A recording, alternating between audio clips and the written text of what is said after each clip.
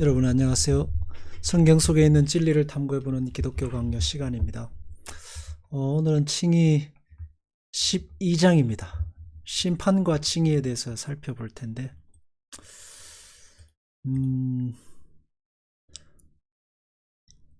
또 칭의냐라고 생각할 수 있습니다. 저도 그렇습니다. 또 칭의냐. 칼빈이 얼마나 집요한가, 사람을 질리게 할 정도로 집요한 것 같습니다. 이 똑같은 이야기를 지금 몇 달 동안 계속하고 있는지 모릅니다. 사실 굉장히 고민이 되고 한데, 그런데 또 한번 가보죠. 뭐 어디까지 파고들어서 이야기 하나 한번 들어보면 될 것 같습니다. 그리고 제가 이 칭의에 대한 내용들을 공부하면서 굉장히 고민되는 게 있었는데, 하나님 마음대로 이렇게 사람들을 구원하시고 믿음을 주시고 이끄시고 하면 도대체 우리는 아무것도 안 해도 되느냐, 신자의 신앙생활이 무슨 의미가 있느냐, 이런 고민들을 해보게 됐습니다. 이제 그에 대한 해답들을 조금씩 찾아가게 되는 것 같습니다.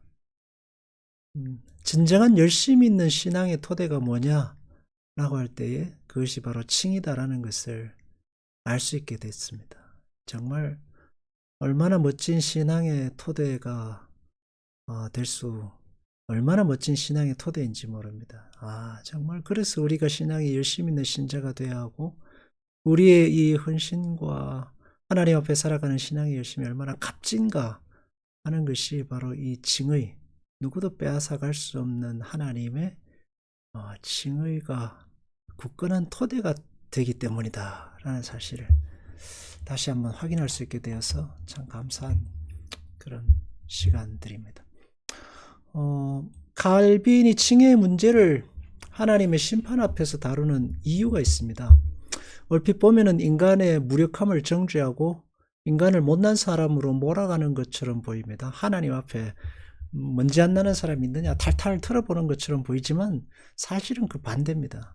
하나님의 완전한 심판, 굳이 심판이란 말을 붙이지 않아도 하나님의 완전하신 그 임재 앞에서 유일한 구원의 확신의 근거가 뭐냐라고 물어보면 칭의일 수밖에 없다는 이야기를 하고 있습니다. 인간이 어떻게 구원을 받느냐, 하나님의 자녀가 되느냐, 하나님 앞에 하나님의 자녀로서의 명예와 그 어떤 그 자랑을 유지할 수 있느냐 할 때에 칭의밖에는 다른 방법이 없다. 칭의만이 유일한 길이다라는 것을 증거하고 있습니다. 그러니까 너희가 얼마나 나쁜 놈이냐를 증명하는 게 아니고, 우리가 하나님 앞에 선 인간의 그 존재의 적나라함을 이야기하면서 우리의 구원이 하나님 앞에 칭의로 얼마나 확고하고 얼마나 그것이 아무도 무너뜨릴 수 없는 견고한 토대인가 하는 것을 증명하는 것입니다. 사실 그러고 보면 동의할 수밖에 없죠. 우리가 우리 자신을 보면 잘 압니다. 심령을 감찰하시는 하나님 앞에 과연 누가 의로울 수 있습니까?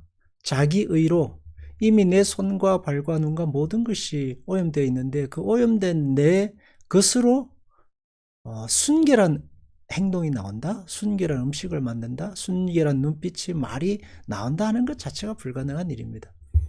그런 점에서 행위로 의롭다함을 받는다가 이게 얼토당타는 것이고 참 불완전하다는 걸 알 수 있습니다. 겉으로 보기에는 그럴싸해 보일 수 있지만 그러나 깊은 곳을 들여다보면 그것이 아니라는 사실을 발견하게 됩니다. 그래서 세계의 이름을 떨친 많은 성자들이 있는데 그 성자들의 면면을 돌아보고 그리고 그 사람들의 과거의 행적들을 보고 하면은, 그리고 더 죽기 전에 한 이야기들을 들어보면 참 인간이 얼마나 허망한 존재인가라는 것을 알 수 있습니다. 그래서 너희 인간들은 죄인이고 더러운 존재고 나쁘다를 강조하는 게 아니라 반대로, 그럼에도 불구하고 하나님의 부르심과 자비와 축복과 은혜가 얼마나 변함없고 영원하고 확고한가를 말하고 있는 겁니다. 그래서 우리가 신앙과 구원의 확신의 토대를 어디에 둘 거냐, 칭의에 둬야 된다 하는 이야기를 하고 있습니다. 그러면서 이제 한 가지 욥의 이야기를 들고 있는데, 한번 읽어볼까요? 인생이 어찌 하나님보다 의롭겠느냐. 사람이 어찌 그 창조하신 이보다 성결하겠느냐. 아무리 인간이 의롭다는 걸 주장해도 인간이 태어나서 죽기까지의 삶을 돌아보면 아니죠.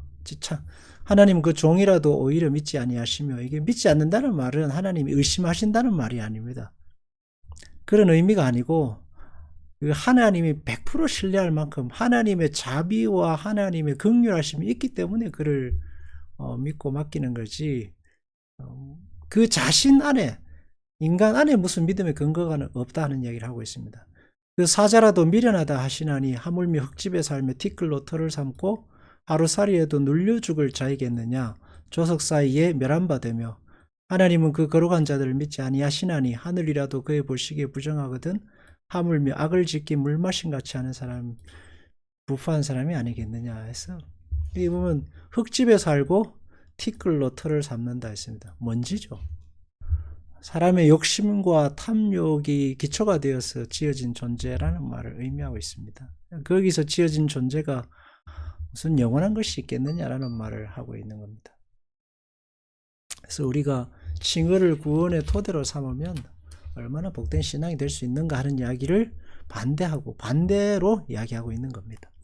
자, 두 번째, 사람 앞의 의와 하나님 앞의 의. 그러니 속지 말자는 이야기죠.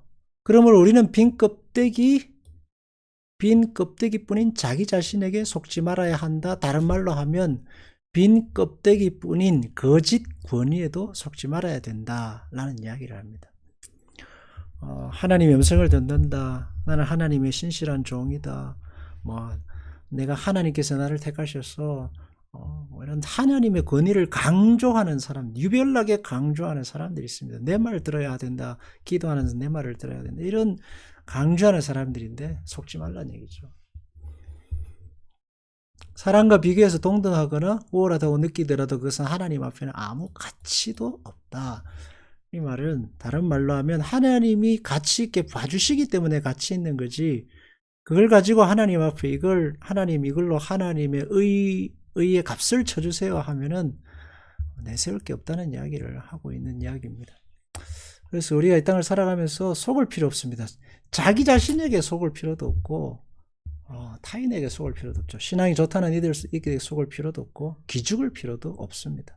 신앙생활 열심히 한다는 이들 앞에 기죽을 필요 없죠. 반대로 열심히 하는 자기 자신에게 속아 넘어가지도 말아야 됩니다. 왜냐하면 두 가지 다 자기를 넘어뜨리는 겁니다.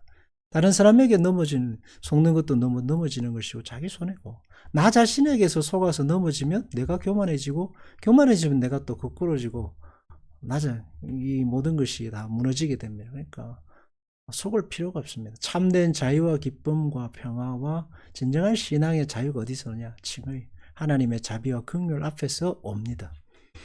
그래서 사람 앞에 의롭다함을 받으면 받을수록 하나님 앞에 미움을 받는다. 이 성경 말씀에 있죠. 누가복음 16장 5절에 너희는 사람 앞에서 스스로 옳다 하는 자이나 사람 중에 높임을 받는 그것은 하나님 앞에 미움을 받는 것이다 라고 말씀하고, 왜냐하면 사람 앞에 존경을 받으면 받을수록 누구를 의식해야 되죠? 사람을 의식해야 됩니다. 그리고 사람이 모든 판단의 근거가 됩니다. 그러면 하나님 앞에서는 어떻게 될까요? 하나님을 망각하는 자로 살아가게 됩니다. 하나님 앞에 겸손함을 잃어버리게 되고 하나님 앞에 모자람을 잃어버리게 됩니다. 하나님을 잊어버리게 되죠. 자기 존재의 본질을 망각하게 됩니다. 자기 스스로를 속이는 거죠. 그래서 성경에서 왼손이 하는 일을 오른손으로 모르게 하라 하는 이야기가 단순히 그 구제에 대한 어떤 뭐랄까요, 너의 구제를 아무도 모르게 하라 이런 의미가 아니라, 이거는 인간 존재, 하나님 앞에서 신앙생활하는 사람의 신앙의 본질을 이야기하고 있습니다. 기억하면 기억할수록 내 구원의 진실성이 망각되게 된다. 하나님이 우리로 하여금 구원하셨고 하나님이 우리로 하여금 구제하게 하셨고 하나님이 우리에게 은혜를 베푸셔서 신앙생활을 하게 하셨는데 하나님의 은혜를 망각하게 된다는 것이죠. 어거스틴의 이야기를 들고 있습니다. 경건한 사람은 모두 이 썩을 육신의 짐을 지고 현세 생명의 연약함 중에서 신음하면서 한 가지 희망을 품고 있다. 의로우신 예수 그리스도께서 우리의 중보시며 대속물이 되셨다는 것만이 희망이다라고 했습니다. 굉장히 심도 깊은, 굉장히 깊은 통찰력입니다. 모든 사람이 하나님 앞에서 유일한 희망의 근거 예수 그리스도다라는 말씀입니다.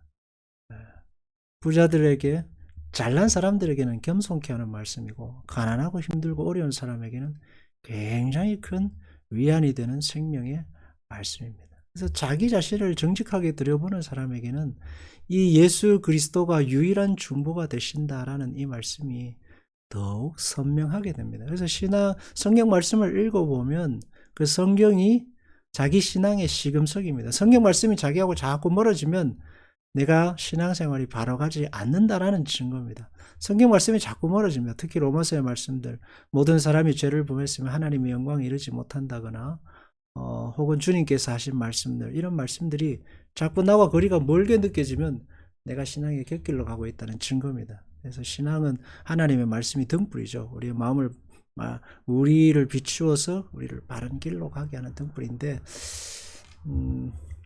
예수 그리스도가 유일한 희망이다. 베르나르드의 이야기는 구주의 상처를 제외하면, 예수님의 십자가를 제외하면 약한 자가 안전하고 든든하게 쉴 곳이 어디 있는가. 구주의 힘이 강할수록 나는 안심하고 거기서 산다. 다른 말로 하면 믿음의 토대를 예수 그리스도의 십자가에 둘수록, 그래서 예수 그리스도의 십자가가 나에게 더 확고하고 그분만이 유일한 희망이 될수록 나는 더욱 안심하고 거기서 살게 된다는 거죠. 세상은 위협하고 육체는 내리누릅니다. 세상이 얼마나 우리를 판단합니까? 우리 스스로 판단하죠. 육체는 우리를 내리누르면 매일마다 죄의 욕구가 우리 안에서 일어나고 온갖 더러운 생각들이 우리를 이 죄로 끌고 가고 있습니다. 마귀가 우리를 올무를 넣습니다. 네가 무슨 신자냐. 그렇지만 우리가 넘어지지 않는 유일한 근거는 뭐냐? 견고한 반석, 예수 그리스도의 십자가가 있기 때문입니다. 다른 말로 하면 우리의 신앙의 근거가 칭의, 하나님의 자비 속에 있기 때문입니다. 중대한 죄를 지으면 양심은 어지럽지만, 그러나 나는 내 죄의 상처를 기억하기, 다른 말로 하면 십자가를 기억하고 그 혼란에서 빠져나올 수 있게 됩니다. 요즘 그 심리적인 문제들로 인해서 많은 사람들이 고통하고 있습니다. 그리고 자기 스스로 목숨을 끊는 사람들도 많죠. 희망을 발견할 수 없기 때문이기도 하고, 또 사람들이 준 상처 때문에 고통하고 있기 때문이기도 하고, 또 책임감이 너무 강한 사람은 내가 이렇게 살아서 뭐 하겠다는 생각을 갖기 때문이기도 합니다. 그렇지만 우리가 분명히 알아야 될 것은 예수님께 십자가의 죽으심과 부활이 우리의 신앙의 토대, 우리를 부르신, 우리를 의로운 자라, 다른 말로 하면 너는 괜찮은 사람이고 네가 비록 하나님 앞에서 죄인이지만 충분히 하나님의 사랑받는 자라는 사실을 그리스도의 십자가가 증명하고 있기 때문입니다. 그래서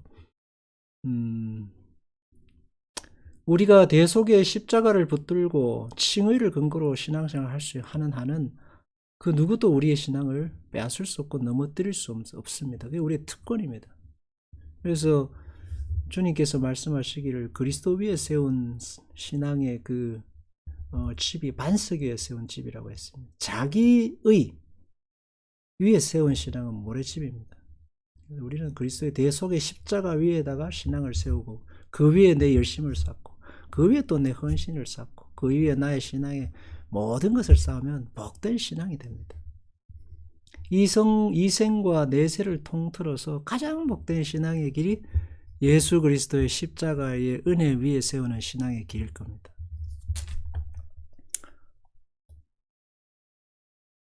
따라서 주의 자비가 나의 공로다. 멋진 고백입니다.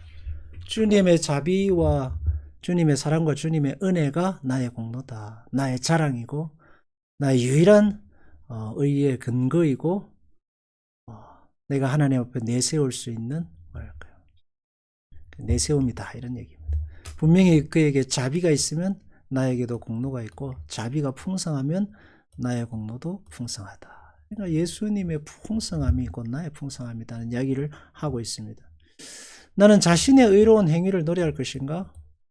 오 주님, 저는 당신의 을만을 기억하겠습니다 했죠. 그래서 하나님께서 구원의 길로 우리에게 주신 것이 그래서 예수님의 십자가입니다. 율법이 아닙니다. 유대인 바리새인은 율법을 내세웠습니다. 그러나 주님은 그것을 무너뜨리셨습니다. 그리고 예수님의 십자가의 죽으심과 부활로 새로 세우셨습니다. 하나님의 용서와 자비의 십자가가 유일한 구원의 근거라는 말씀입니다. 주의 자비가 나의 자랑이고 구원의 근거이고 나의 나됨이며 믿음이며 희망이며 어떠한 고통과 좌절과 절망 가운데서 내가 다시 희망을 갖고 살아갈 이유가 예수 그리스도의 십자가의 은혜입니다. 구원의 확신이 여기서 옵니다. 그리고 여기서 구원이 진정한 구원이 됩니다. 그 어떤 존재도 우리의 구원을 흔들 수 없습니다. 자, 그러면 다시 마지막으로 열심히 있는 신앙생활에는 아무 소용이 없냐? 반대입니다. 구원이 하나님의 자비고 예수님의 대속의 죽음의 선물이기 때문에 누구보다 열심 있는 신앙생활에 굳건한 토대가 됩니다. 왜? 내가 만든 게 아니고 주님이 만드신 것이기 때문입니다. 내 모든 것을 다 들여 헌신하고 열심을 내어도 모자람이 없는 가치가 예수 그리스도의 십자가의 대속의 구원의 가치입니다. 그 위에 쌓인, 그 위에 우리가 쌓아가는 신앙의 모든 그 행동들이 얼마나 큰 가치가 있는지 몰라요. 왜? 하나님이 축복하시는 길이기 때문입니다. 내 신앙의 어떤 사람들이 그 예수님의 대속의 십자가를 무너뜨린다가 아닙니다. 그런 게 아니라 그 위에 그 구원의 칭의의 그 하나님의 은혜를 토대로 해서 살아가는 우리의 신앙의 토대가 하나님의 사랑과 은혜와 하나님의 축복이 함께 하시는 놀라운 길이라는 이야기입니다. 그래서 그러면 우리는 아무것도 안 해도 되냐가 아니라 반대죠. 반대입니다. 하나님이 우리를 예수 그리스도의 십자가의 자비와 은혜와 사랑으로 구원하셨고 하나님이 그 은혜로 우리를 바라보고 계십니다. 그러니까 우리가 하는 신앙생활에 아주 작은 열심과 헌신조차도 하나님께서 얼마나 기쁘게 보시겠어요. 어린아이가 기어다니는 애가 걷기만 해도 하나님이 기뻐하시잖아요. 말 한마디만 해도 하나님 기뻐하십니다. 마찬가지로 하나님이 우리의 신앙을 굉장히 기뻐하십니다. 그러니까 우리가 살아가는 신앙의 열심들이 얼마나 복된 신앙인지 몰라요. 그래서 우리의 신앙의 토대를 이 칭의 예수 그리스도의 십자가의 은혜를 통해서 칭의 위에다가 우리의 굳건한 신앙의 토대를 놓고 그 위에서 참 신앙생활을 하면 복된 신앙이 될 것입니다. 기도하겠습니다. 주님, 우리에게 무너지지 않는 신앙의 토대를 주셔서 감사합니다. 나 자신조차도 무너뜨릴 수 없는 신앙의 확고한 토대, 영원한 생명의 토대, 하나님의 자녀됨의 토대가 우리에게 있습니다. 그러니 우리는 어디서든지 희망을 갖고 어디서든지 주의 말씀을 따라 열심을 내며 살기로 결단합니다. 하나님, 우리의 작은 일들이 하나님의 큰 기쁨이 됨을 다시 한번 확인하고 믿음으로 열심으로 사는 우리의 신앙이 되게 하시고 그렇게 사는 자들마다 하나님의 놀라운 크고 작은 기적과 축복으로 함께하여 주옵소서. 예수님 이름으로 기도합니다. 아멘.